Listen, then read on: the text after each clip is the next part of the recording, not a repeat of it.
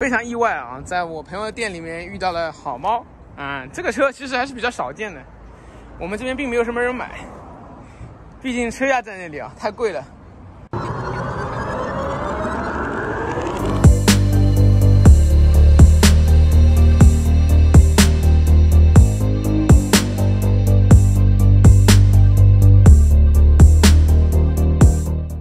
Hello， 大家好，我是辛巴，今天这期节目本来是不在预期之内的，比较特别，因为我们在做10万元横屏的时候发现了一些小问题啊，因为10万元横屏里面也包含了很多车型，但是有些车型我们其实并没有做过购车推荐。那如果放了很多车型在10万元推荐里面，我觉得整个视频会变得特别冗长，所以我们这期视频就来讲一下10万元横屏里面的一个重要参赛选手，也就是欧拉的好猫。那欧拉好猫我们分了几个版本啊，这期节目就是欧拉好猫的购买推荐，仅限于2022年年初的情况。接下来来讲一下欧拉好猫的具体配置啊，一共欧拉好猫是有1、2、3、4、5个配置为主啊。当然，在欧拉好猫整个销售体系里面，它有分3元锂啊、磷酸铁锂啊，包括一些公务版，那这些都不在我们的对比范围之内。我选了几个是比较有代表性的，因为3元锂跟磷酸铁锂，反正你看你自己使用，在我眼里是没有区别的。好，接下来来进入正式的推荐环节。那最便宜的欧拉好猫是缪斯版，103900块，然后比它贵1万块钱的是400公里的中配版，是维纳斯版，卖113900。欧拉整个车系的加价非常有意思，都是加1万块，再加1万块，你就来到了400公里的顶配雅典娜版，卖123900，再加1万块钱，你就来到了500公里。500公里呢有2个版本，一个是阿波罗版，也就是500公里的低配，价格是133900。500公里呢有2个版本，一个是阿波罗版，一个是波塞冬版，一个是133900，一个是143900，一共是5个版本。那其实是比较好选的，虽然看起来一下很多，我接下来一个一个跟大家讲它们之间的区别。让我们的剪辑小姐姐把字都写在上面了，这些是我觉得比较重要的配置，并不是全表，是它们的差异配置里面我觉得比较重要的，不包含所有的。第一个是轮胎，只要是400公里的中配以上都是21550 R18的轮毂，这轮毂是5爪的，我个人觉得轮毂很好看，其他几款都是，只有最低配不是。然后呢，除了最低配以外，大家看到最低配一栏我们基本上是全部没有写，因为都没有，这点大家记住就好了。我们最低配后面就不加冗述了，它就什么都没有，就是这样子。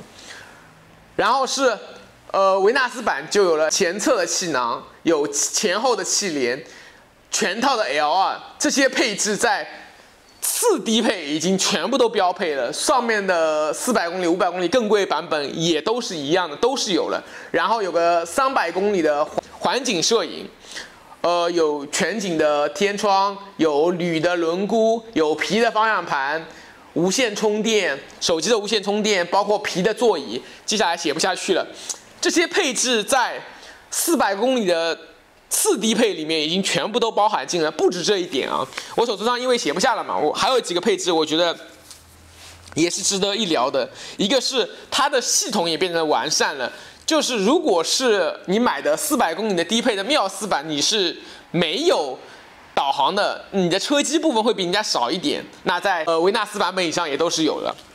接下来是有自动大灯，这自动大灯包含的自动远近光，我觉得也是很实用的配置。然后有自动雨刷，基本上你日常使用的配置都就有了。然后我们来讲一下，再加1万块钱，你升级到雅典娜版，你能获得什么？你能获得前雷达，获得自动泊车，倒车的时候的车侧的盲点系统。然后有一点是大家可能不会在意啊，缪斯跟维纳斯版本都是4个喇叭的，然后在雅典娜以上，阿波罗也是4个喇叭。雅典娜跟波塞冬都是6个喇叭，就非常离谱。在这个级别里面还要去抠喇叭，我也不是很理解。我都花了10多万了，你就给我4个喇叭，这个减配我觉得我不理解啊，纯粹是为了拉低高低配而已，我觉得没必要啦。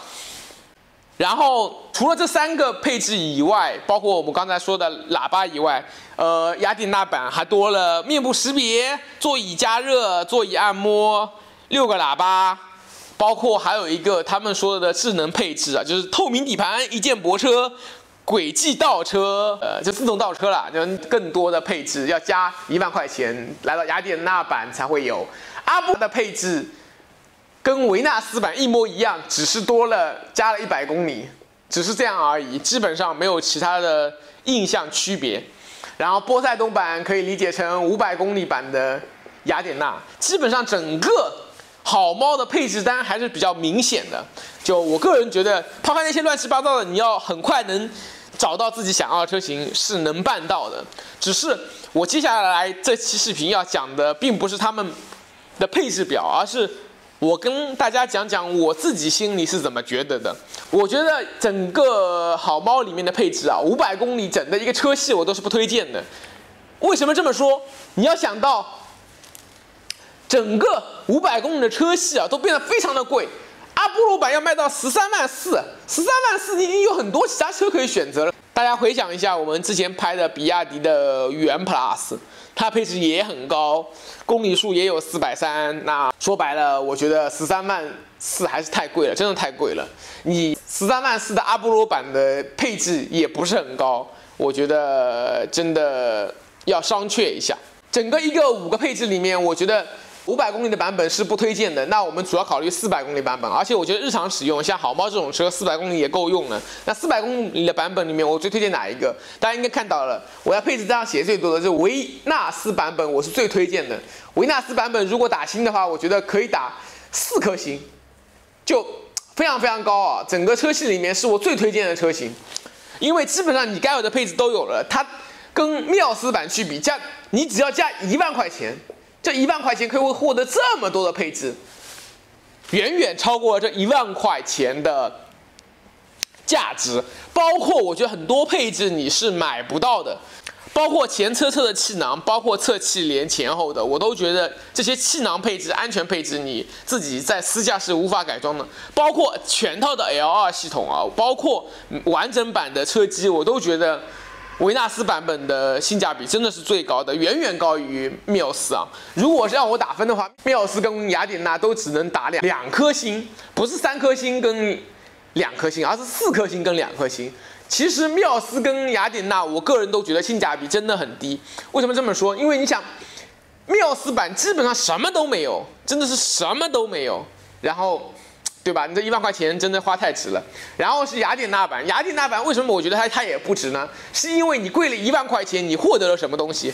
多了2个喇叭，多了前雷达、自动泊车、自动车侧照明，然后是透明底盘、一键泊车、轨迹倒车。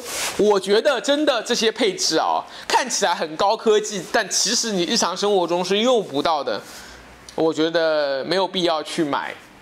加1万块钱买雅典娜版，那阿波罗版我觉得更不值得了。阿波罗版跟维纳斯版本你要再加2万块钱啊，要加2万块钱才多了100公里，2万块钱换100公里真的是不值得，我觉得太贵了。1万块钱加100公里我能理解，2万块钱加100公里我觉得真的不值，400公里就够了。波塞冬版也是一样。整个一个看下来，我个人觉得维纳斯版是整个好猫里面最值得推荐的，也是最值得购买的。然后我要讲一下，最后整个好猫的推荐榜里面，维纳斯是远远高于其他车的，我觉得是最值得推荐的版本。大家要买的话就买维纳斯版。然后其次我来聊一下它现在市场情况啊，大家都看到整个2022年一开始噩耗比较多，很多车厂都开始涨价了。那好猫现在还没有涨价。但是优惠是收缩了。我记得我最早好猫的时候，好猫优惠还有将近1万块啊，真的有将近1万块的优惠。现在整个好猫车系啊，我了解到的优惠情况是1500到3000之间。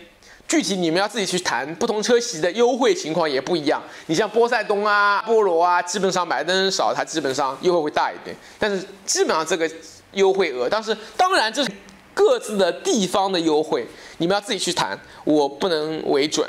就是我了解情况是有这么多，这是整个一个好猫的购买推荐。我们10万元横屏，好猫将会采用维纳斯版去跟大家聊这个事情，就是这样子。我是辛巴。